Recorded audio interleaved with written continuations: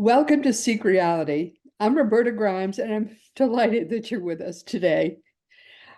Our beautiful guest today is TJ Woodward. He's an old friend of mine, and he is what I've come to think of as kind of a public visionary, if you will.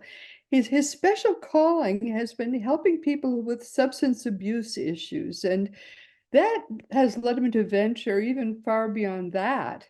I first met TJ and interviewed him in 2015, right after I read Awakening to Your True Nature, which actually is called, the whole book is called Conscious Being, Awakening to Your True Nature. But I was boggled by his book because, to my amazement, I saw it as fundamentally my own Liberating Jesus, which was a channeled book by Jesus.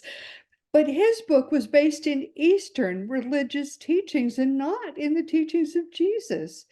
I was flabbergasted by TJ's book and by him.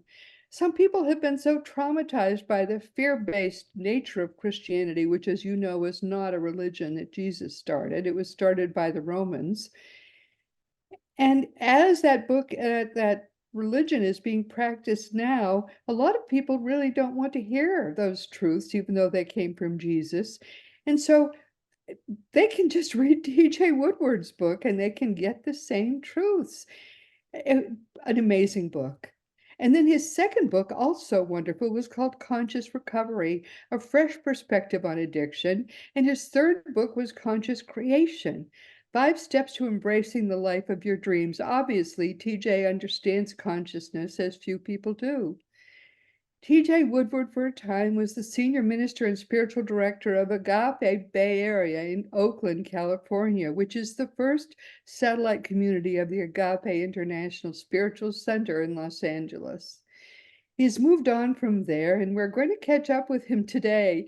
My dear friend TJ Woodward is the creator of the Conscious Recovery Method, which is a groundbreaking and quite effective approach to viewing and treating addictions. And he's the creator and host of the Awakened Living TV and Awakened Living radio shows. My lovely friend TJ is kind of a ball of fire, as you're about to see. TJ, welcome. It's so good to have you back with us again. Oh my goodness, Roberta, I'm so grateful to be here with you. I do feel like we're not going to say old friends, we're going to say young friends together for quite some time. Yes, I Me- love it. That's better. That's probably better. Yes. But my dear, tell me what you've been up to. What have you Well, been up to lately? well, what have I not been up to lately? So many different things. I still continue to do a lot of work with conscious recovery. My intention with conscious recovery is to help people actually get down and heal the root causes of their addiction. And through this lens of consciousness, I have discovered that people feel so broken, especially people who have addiction who are in early recovery. So that's still the primary focus of my work, but it's shifted a little. I work more with the people who are providing care now rather than the clients themselves or the people in recovery, because I think people who are healers can get really burnt out, and I want to help reinvigorate their passion for the work. So that's really what I've been doing. I have a couple big things I'm working on, but I also, conscious creation, I'm spending more energy there because I see people really wanting to shift their life, but struggling to try to figure out, how do I actually embrace the life of my dreams? So I'm up to a lot of different things, but that's sort of an Yeah. over. I've been thinking a lot about addictions because we have more and more people in this country whose lives are being damaged by addictions. And I don't understand addictions myself. What is it that makes people start with addictions? Have you given insights? Do you have insights that you can share about that? Yeah, I mean, my entire book, Conscious Recovery, is about that. I think the old way of viewing addiction was we looked at it as a disease or some sort of chemical or genetic predisposition to addiction. And that may be part of it, but I think there's something much more happening. So I'm looking at it through the spiritual or the consciousness lens. And what I've discovered is that people feel so damaged and broken. I've identified the root causes of addiction as unresolved trauma, spiritual disconnection, and toxic shame. And I think sometimes when we think about addiction, we think of drugs or alcohol, and it's so much broader than that. I think in America and in the world, for that matter, we're actually really highly addicted. And my simplest definition of addiction is using something outside of ourselves, whether that's shopping or drugs or a Oh, relationship shopping or could be an drama. addiction too. Yeah, Yeah. to try to assuage or to heal something that feels broken within, it's when it becomes repetitive and starts causing problems that we call it an addiction. So there's a deficit maybe from childhood, Yeah. and we're trying to fill that hole or that space Yes. inside ourselves.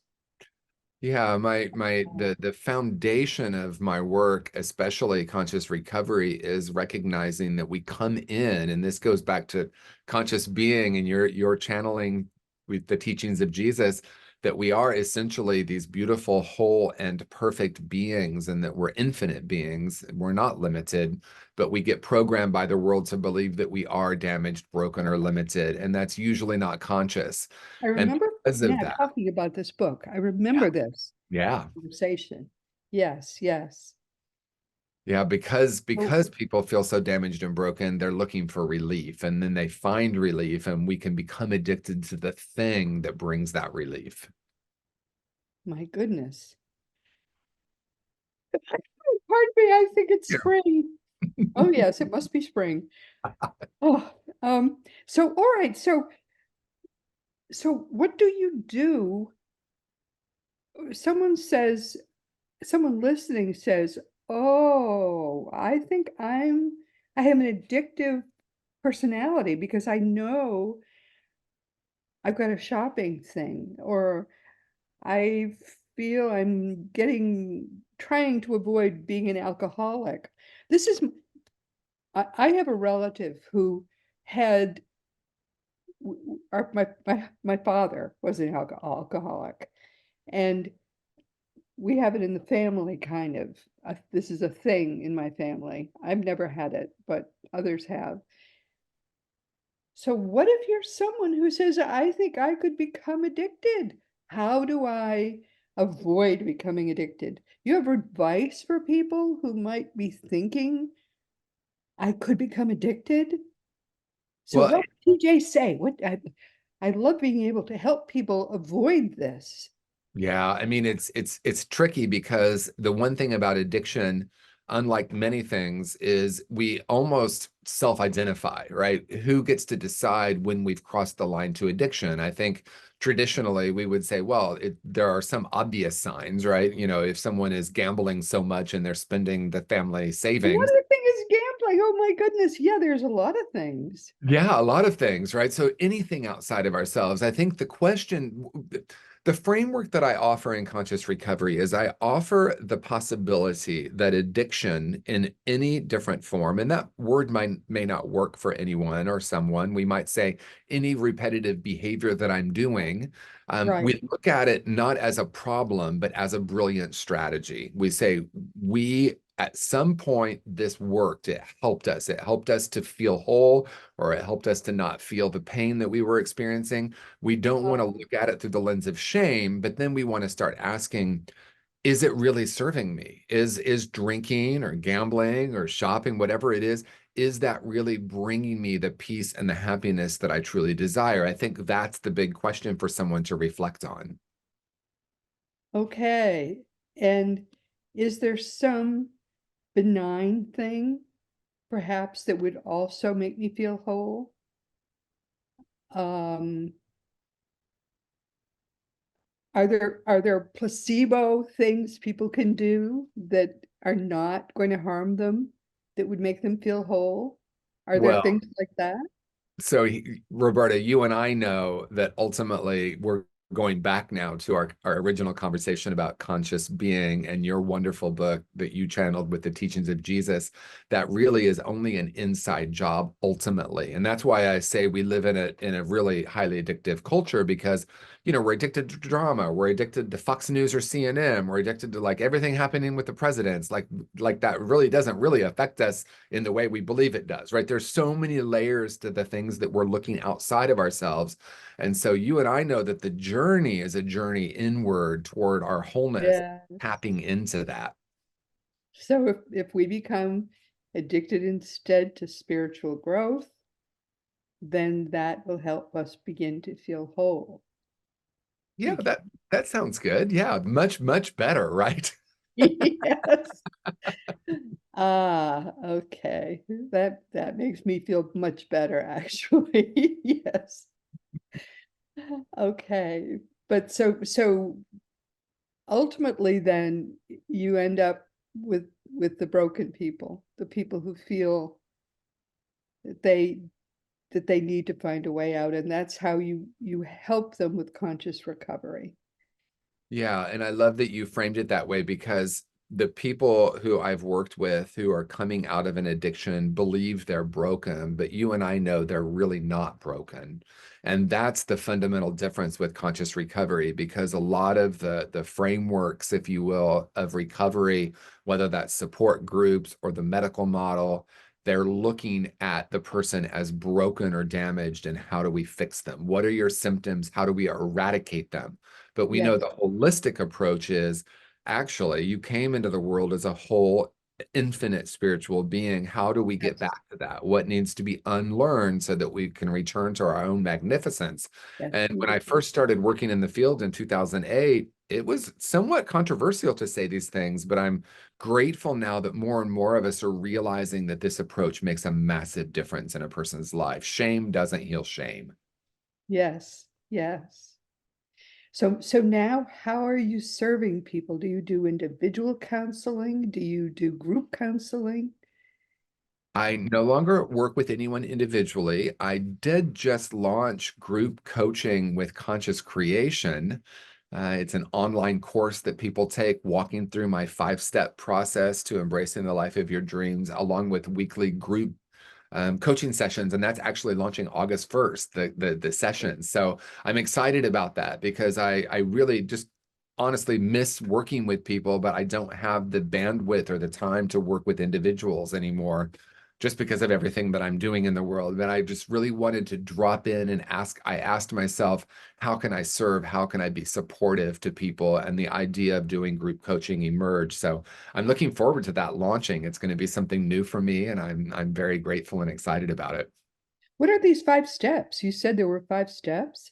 Yeah, so my book Conscious Creation, it came out a few years ago, but honestly, I'm giving it the energy that I think it's requiring now. I kind of just it came out like in an odd time. It was actually supposed to come out in 2020, and with everything happening with COVID and in the world, I sat and I thought, well, it could be exactly what one might need during COVID, but there was just so much in the world that I just said, let me pause.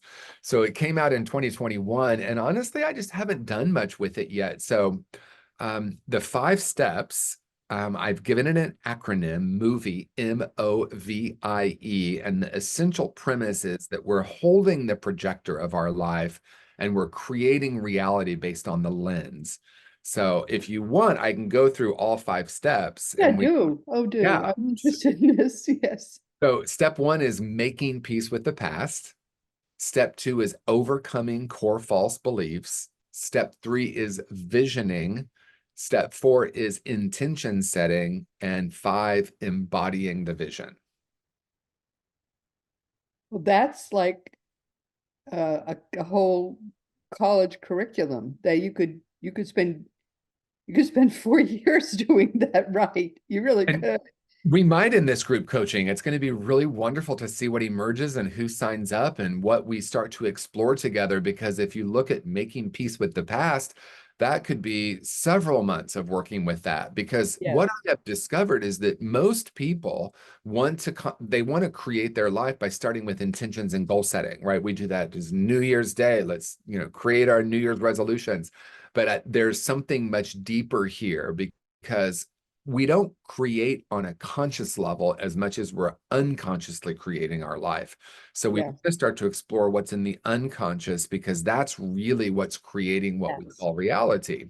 A lot of And people don't understand that. Yes. So you have to basically build the projector before you can even think about showing the movie. So this is really this is a very basic thing you're doing, and people don't even understand how unconscious so much of the work they've done in building their life is. right. So wow, this is huge.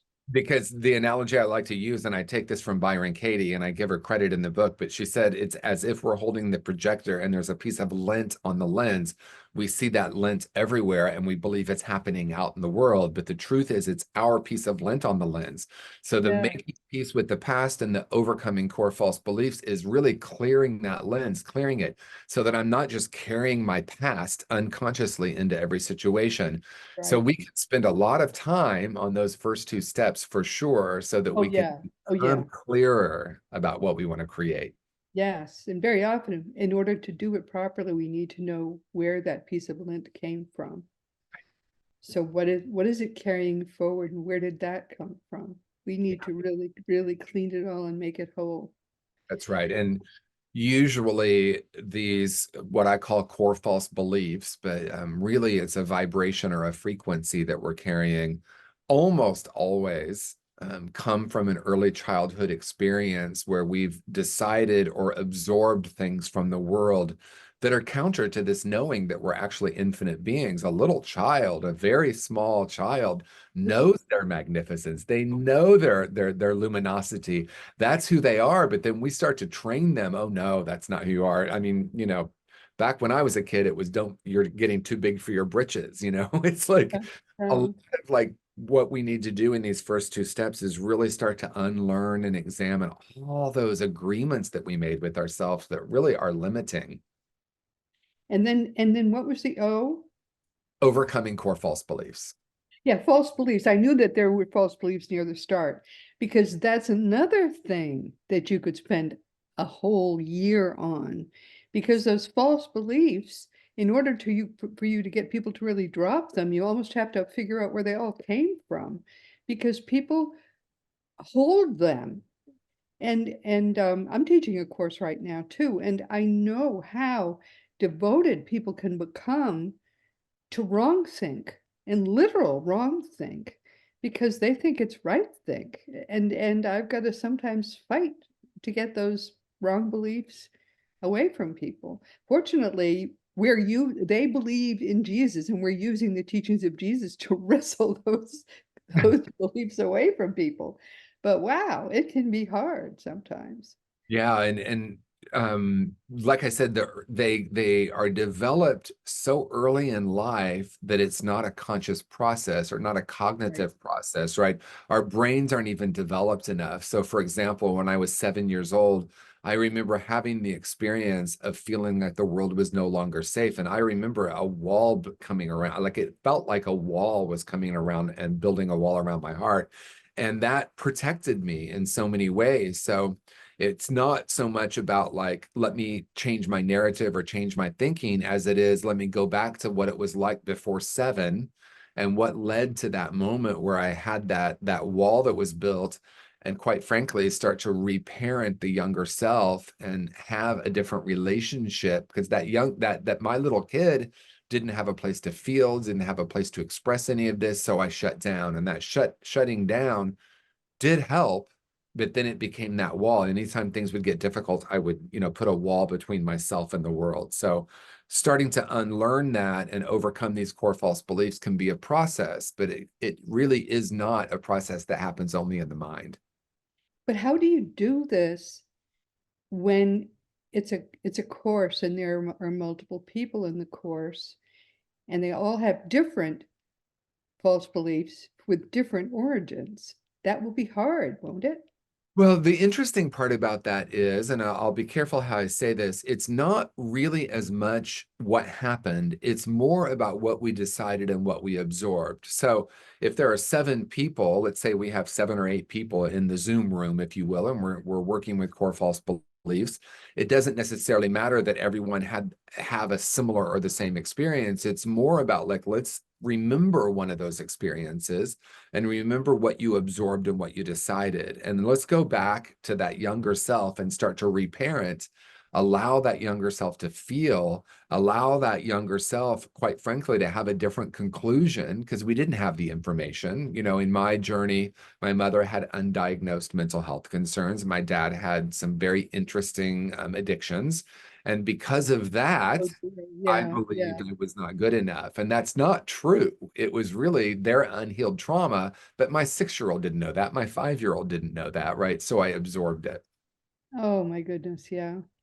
So these will be very small groups that you'll teach. Well, we'll see. We'll see what happens. I do think in the beginning it might be smaller, but we can also get much larger, and there's ways to work with that as well. Yeah, that's true. You could break up into smaller groups for more Yes, intensive teaching. absolutely. Okay, and then what's the V? V is visioning. Okay, so we've sort of done the initial work and we've sort of cleared things out and made a space where we Yeah. can start to vision. And so Yes. how do you lead that? I'm dying to hear.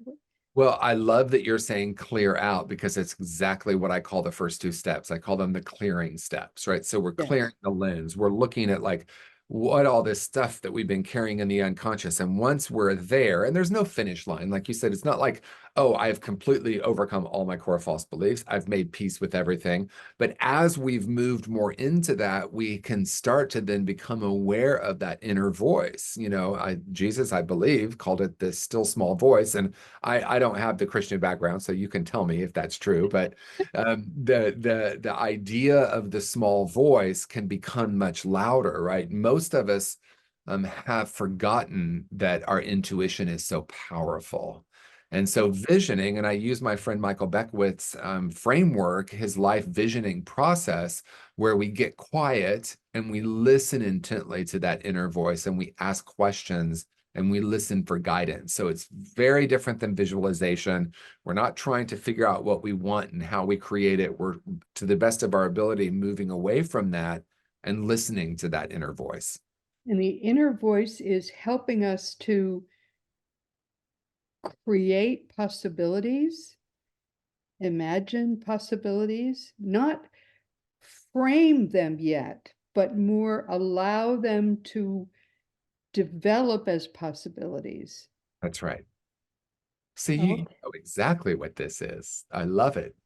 It's really, it's asking the questions because the first question, and again, I'm using Michael's framework. The first question is, what's the highest possibility for my life now? And you just Yes. and then we learn how to be in touch with that intuition. We come in with that like a young child. A pre-programmed human is very in touch with their intuition. They're very connected with it. But most of us have been taught to not trust that or listen to it. So this is about getting back to listening to that. And then, as you said earlier, we don't go right into action yet. We let that emerge. Oh, isn't that interesting? I wonder if my intuition is wanting to guide me in a slightly different direction. Because a lot of what you're really doing is helping them reconnect with what they once were and can be again. That's exactly it. I think this is wonderful. This is Thank you. great. Because it's really different. A lot of the models are like figure out what you want and learn how to like manifest that. And we talk about the law of attraction and the very idea that I need to attract something in order to be happy, it, by its very nature is already saying that I lack that. And what you and I are so passionate about is let's get back to this infinite being that we are, and that infinite Already are. being Yeah, holds and so have much been eternally. information Yes. always. And who we come back maybe time after time on planet Earth. Maybe we go to other planets. I don't know, but we evolve. And as we evolve, we learn to trust that more and more. Yes. Yes. Anybody who has ever parented children knows that this newborn that was born this morning, you look into the face of that child and you know this is an old, old soul. This is the soul was not born fresh this morning. That is for sure. And yeah, there's and as they grow, we realize that they're just, oh, they've been here before. They're not there. And so what you're doing is really helping them reconnect with that newborn child that they were, so that they can maybe take a different direction and with the life that they're living. I think that's exactly wonderful. Yeah, because that's innate in the human experience. And I think sometimes we forget that. I mean, I remember one time when I lived in San Francisco, I had a Vespa, which, we could talk about that. That was a little dangerous, but I did it for many years. But I was on the corner at a light, and a man had his child on top of his shoulders. And the child, I'm going to guess, was around 3 years old. And our eyes locked.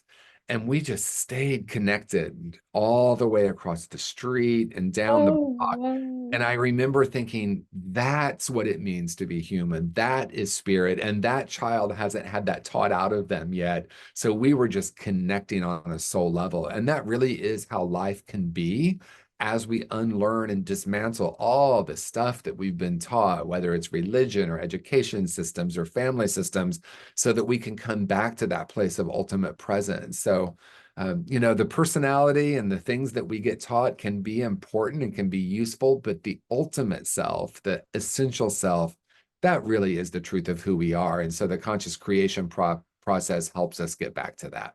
I really think that as you sell this course to people and invite them to become part of it, I really think you ought to let them know this is what you're doing for them. Mm, Because then you're speaking to that child who they were. yes. You're inviting them to have the experience of getting rid of the junk and all that's accumulated since, and saying that that it is possible to reconnect with Mm, who you were and can be again. And then we can take it then in a different direction, because that's exactly what you're going to be doing for them.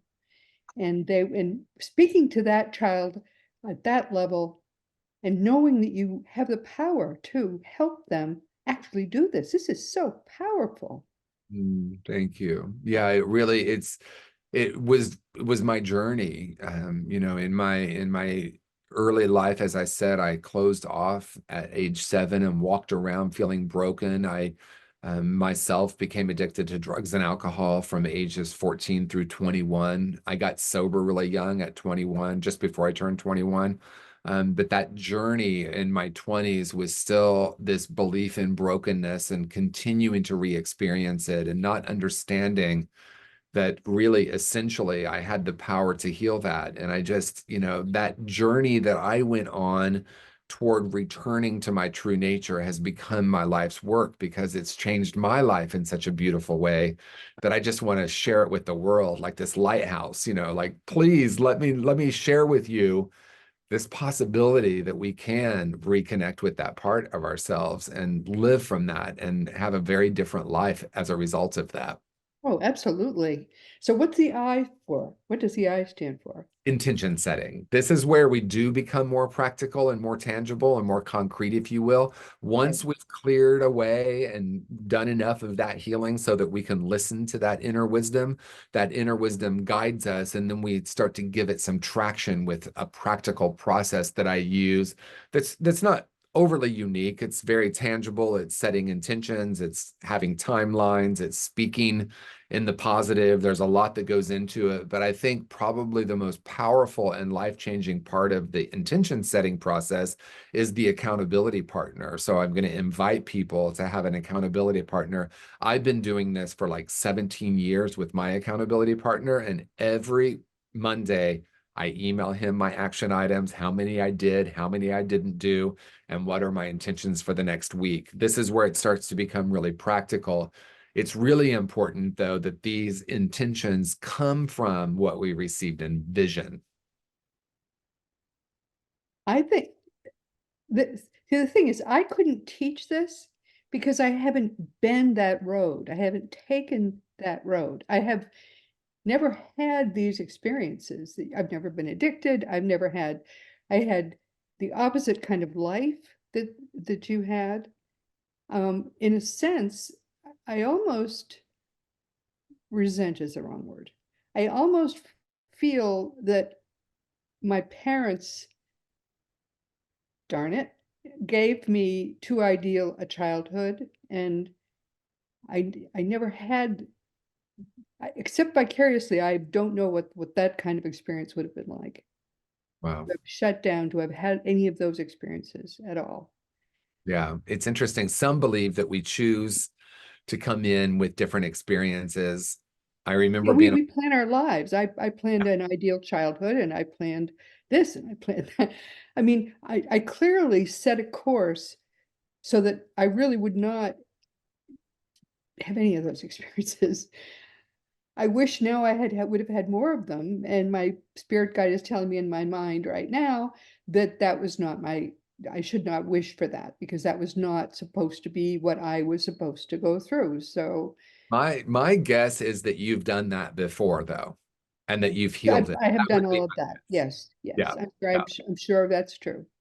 I Yeah, think and so you that get is to have a correct. different experience now and talk to a different group of people who are in just in a different place. And I love that your calling is helping people heal their Christianity and like return to the essential teachings of Jesus, which are so profound. I mean, The as difference, I said, I don't really have a Christian calling or a Christian path, but when I hear the words to be in this world but not of it, I think there is not a more powerful teaching. That is something to live by. Like the essential teachings of Jesus is all about love, and in that way, I think you're just such a beautiful demonstration of that. And perhaps you didn't have to have the experiences I had. I get to talk to a different group of people, someone who has been yes. addicted and shut down, and And you're right.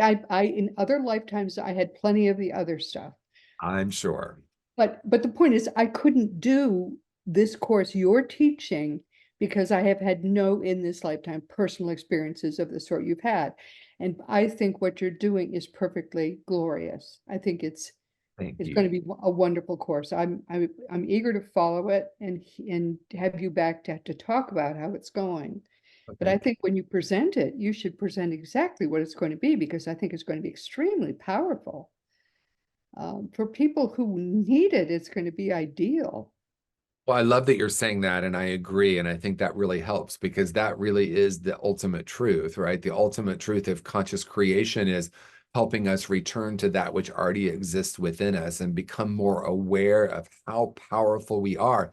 And from our very first conversation, I was reflecting on our first conversation, and I happened to remember I was in my sister's home and I had my laptop and I didn't know you yet. And we had this absolutely magnificent conversation on your show, and I just fell in love with you and what you're doing in the world. And that was in 2015, and here we Yeah, are. Love that. And yes. so I love that you're framing that like we get to go back to that idea and that knowing of our own infinite beingness and infinite potentiality that lives within us. Well, the thing is, our lives are on very different tracks, but each of us, I think, is being called to do something that is of really powerful service in the world. And the thing is, what you're going to do is take people who have been damaged in pretty significant ways, to take those people and help them to have a complete fresh start, which takes them back and lets them take each of the steps necessary to begin again completely. And only you could really do that, because you've been through all of that, and you're smart enough to have done all of the things they will really need to do. Most people who do work with addicts haven't done the whole route that you've done. As I say, I was blown away. The book you wrote was exactly the teachings of Jesus without Jesus in them. I've been revisiting Conscious Being, my first book, because I've just been creating these like mini quotes, and I might be doing like little decks of cards for people to have paragraphs from conscious being. And I spent 2 days creating these and going back through conscious being, and I haven't revisited it in a while. And I found myself sort of falling in love with my first book, which, I just You should. I mean, sort of it's a moved on. terrific book. Thank you. Yes. Yes, it's a wonderful book. And you got all of that from, and this is why people think, which he didn't do, but people think that he did travel, to hobnob with Buddha and hobnob with Krishna and all of that, because these are all core teachings. He never did travel to the Far East, but he Yeah. could have, because these are deep universal teachings. And you, which I don't think just about anybody else who went through what you did, you also studied all of that. I mean, I give you such props for doing all of that. Oh, thank you. And I love that you're talking about just really tapping into universal truths, because when we do tap into and remember our true nature and live in that, we do pick things up in consciousness that are going to be universal truths that are beyond Yes, any kind of religiosity. So in that way, Jesus didn't need to travel, to the Far East to tap into the universal truth that Buddha did 500 years earlier, right? I mean, it's so clear when truths we, are universal, yeah, and the it's truths are universal. also not religious. Jesus did not start a religion. He Absolutely. started a way of life, just as they did. That's right. He Wasn't it called it called the the way. Way in the beginning? Wasn't Christianity called the Way? Am I making that up, or is that No, that's misinformation? exactly what he Yeah, called it.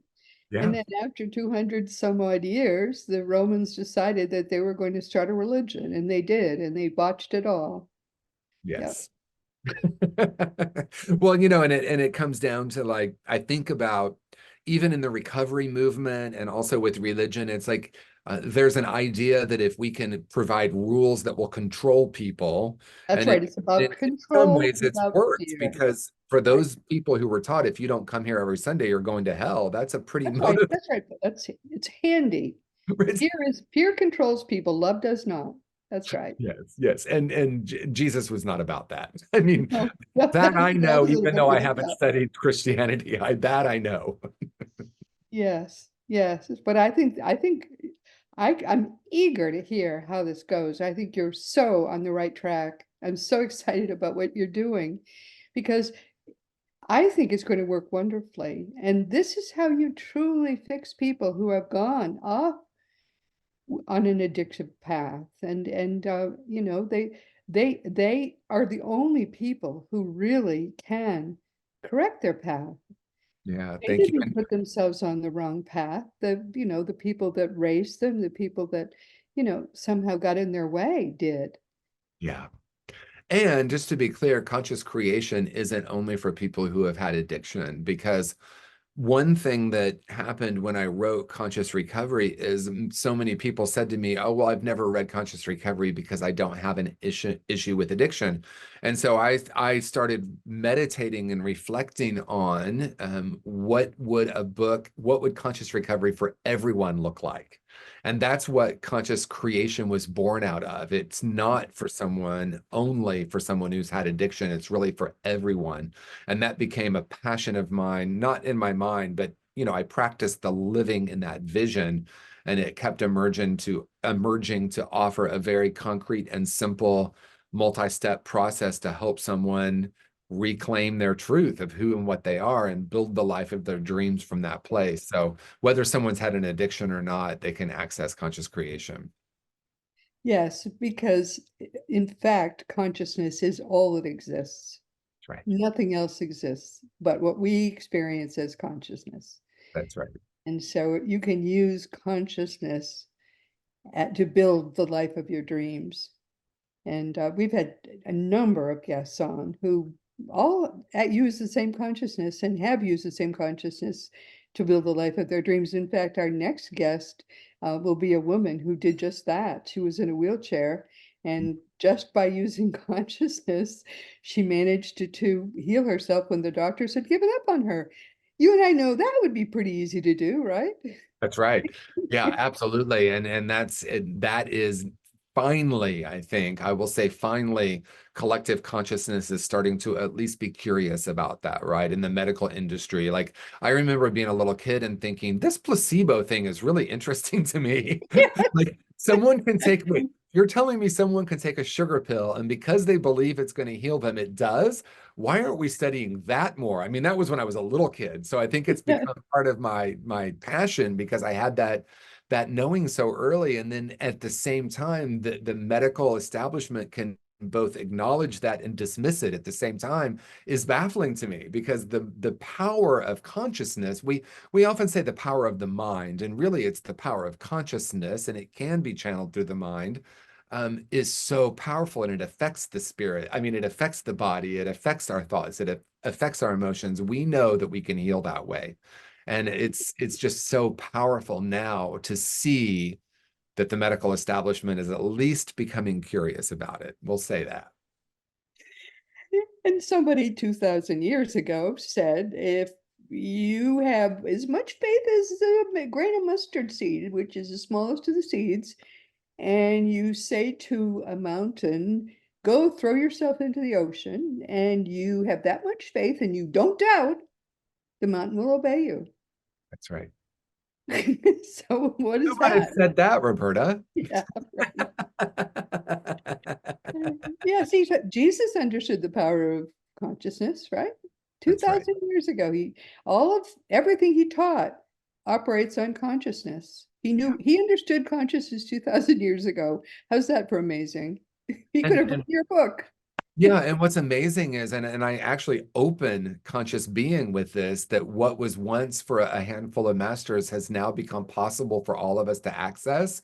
So, Right, 2,000 years seems like a long time, but in consciousness, it's really not that long that we're finally, oh, right. that's what the teaching is. That's what Buddha was saying. That's what Jesus was saying, right? And so now we're at a place where we say, oh, it's not just for these unique set of people, it's for all of us to access. That's So we're right. all evolving. And I know that's what you and I are most passionate about. This is for everyone now. It is so extraordinary. I should have had you back a lot sooner. I get distracted by, shiny objects. I hear from agents every single week and they show me a shiny object. I say, okay. And then another one, okay. And then pretty soon I've got, 3 months of guests lined up. I'm going to put you in every few months and then that won't happen again. I absolutely would love that and do love that. Thank you. So, but we've come to the end of our time, if you can believe it. I can't believe how quickly time passes. What do you want people to take away from what we've said this week? I think my takeaway is generally some variation of the same thing that we've been talking about. And that is if you have forgotten, or if no one has told you yet today, the truth of your being, the truth of who you are, is an infinite being, that you came into this world as a spark of divinity. And regardless of what has happened, and regardless of what you have done, you have direct access to that. You are a mystical being and you deserve a life filled with love, connection, and infinite possibilities. And all you have to do is find a person that you resonate with who can help you in that journey. But you are the person who will make that journey. It Yes. is all within you to make that journey. You just, a journey of 1,000 miles starts with one step, and it doesn't take long to make it. Yes. My dear, I'm so glad we did this today. Oh, you just have really made my day. Bless you. And I love you. I think you're wonderful. Thank you. I love you too. So everyone, this has been so much fun. We're going to do this again really soon. TJ Woodward's website, not surprisingly, is tjwoodward.com. And once again, my dear beloved friends, we've come to the end of our time together. This has been Seek Reality with Roberta Grimes. I'm so happy you could be with us today. Please never forget that you are a powerful, eternal being. You never began, you never will end. And when you get what that means, it changes everything, everything in your life for the better. Next week, our guest will be Brandy Gilmore. She'll be with us for the second time after an accident. Brandy was confined to a wheelchair with a very painful condition, and she was told it was lifelong. Forget doing anything else with your life. But she said, In 2015, she was able to demonstrate how she had healed herself and she demonstrated it in real time under thermal medical imaging. Soon after that, she was invited to deliver a TEDx talk. Oh, when you see her, you will not believe how she has transformed her life. Her podcast is called Heal Yourself, Change Your Life, and her new book just out is called Master Your Mind and Energy to Heal Your Body. Brandy is a force of nature. She was our guest for the first time a few months ago, and I couldn't wait to have her back. So she's coming next week. I think you're going to love this, so please be sure to join us next week. This week, our guest has been another force of nature. TJ Woodward has been with us for the 6th time. He's a spiritual seeker, teacher, and just an all-around wonderful person. I can heartily recommend all his books. His first one was Conscious Being, Awakening to Your True Nature. Then came Conscious Recovery, a fresh perspective on addiction and conscious creation.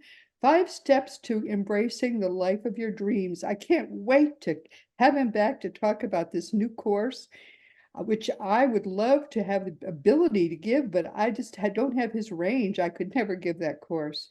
His website is tjwoodward.com, and I just love this man, and you will too, as you get to know him better. As you know, our great friend Craig Hogan is the president of Seek Reality Online, which is your one-stop resource for all things afterlife. Just go to seekreality.com and start to learn for yourself that your own reality is eternal, like it or not. And some people say, I don't care, I don't want to live forever. Well, too bad, so sad. If you're alive now, you always, always will be alive. So learn the ultimate truth from our dear friend Craig, who is your worldwide ultimate expert on all things afterlife. And teachingsbyjesus.com is your single resource for all the beautiful divine truths that are brought to us in perfect love by the greatest teacher of them all, Master Jesus. Now it really is his turn. As Christianity, which is the religion he did not start, it was created by the Roman Emperor Constantine and not by Jesus. And as it finally dies, the genuine teachings of Jesus can at last truly come alive for us all. As you know, I've written a bunch of books, but we can't talk about them now because I've talked for too long with my dear friend TJ Woodward. If you want to talk about anything at all, my books or anything, just go to the green contact block on robertagrimes.com and shoot me an email. I really do answer all my emails, but it can take a week sometimes since I get so many of them. Just be sure to give me your correct email address. And all of the more than 550 past episodes of Seek Reality are available wherever podcasts are found. You also can see the new video episodes each week on Roku, Fire Stick, YouTube, and elsewhere. Meanwhile, this has been Seek Reality with Roberta Grimes. Please enjoy and make the most of this coming week in our one shared reality, always knowing that you are a powerful, eternal being, and you, most of all, in this whole universe. You in particular are infinitely, eternally, and perfectly loved.